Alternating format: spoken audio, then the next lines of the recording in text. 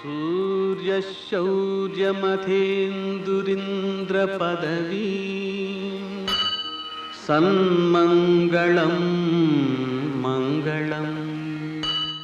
యఃకర్త జగదాం భర్త సంభర్త మహసాం నిధి ప్రణమామి తమాదిత్యం బహిరంతస్తమోపహం.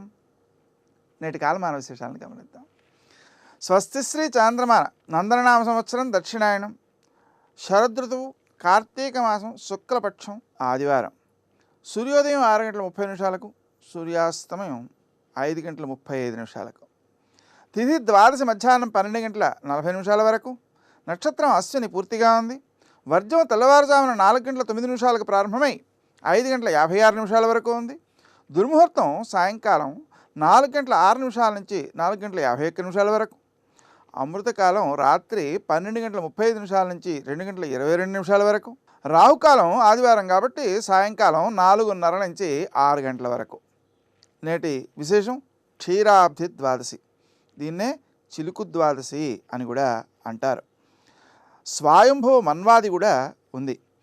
చాతుర్మాస్య వ్రత సమాప్తి గృహస్థులు ఈరోజు చేస్తూ ఉంటారు. శ్యామకమల నయనలోచన దత్తావతారంగా కూడా దీన్ని భావన చేయడం ఉంది.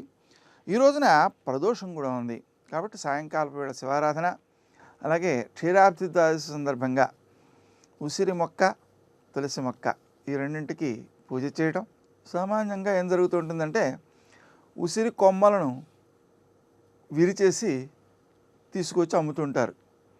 వాటిని మనం తులసి ఉన్న చోట నేలలో గుచ్చేసి ఆ రెండింటికి పూజ చేసేస్తూ ఉంటాం. ఇది సరి అయిన విధానం కాదు. ఉసిరి చెట్టును సంపాదించాలి. వీలు లేకపోతే ఉసిరి చెట్టును ఇంట్లోనే పెంచుకోవాలి. ఆ విధంగా సజీవంగా ఉండేటువంటి చెట్టుకు పూజ చేయాలి. అది దైవస్వరూపం అవుతుంది. అంతే తప్ప దాన్ని కొమ్మ విరిచేసి పూజ చేస్తే ఏదో వేళ్ళు విరిచేసి పూజ చేసినట్టుగా ఉంటుంది. అందువలన మనం ఉసిరి చెట్టును స్వయంగా పెంచుకొని దాని దగ్గర పూజా విధానాన్ని ఆచరణ చేసినట్లయితే అది శ్రేష్టమైన కార్యక్రమం అవుతుంది. నేటి ఆణిముత్యాలు.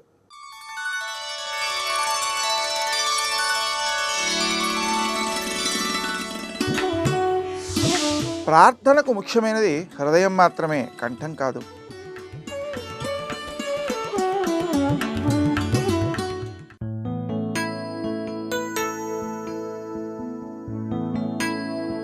జీవితం నుంచి ఇష్టాలని కష్టాలని వేరు చేయకూడదు.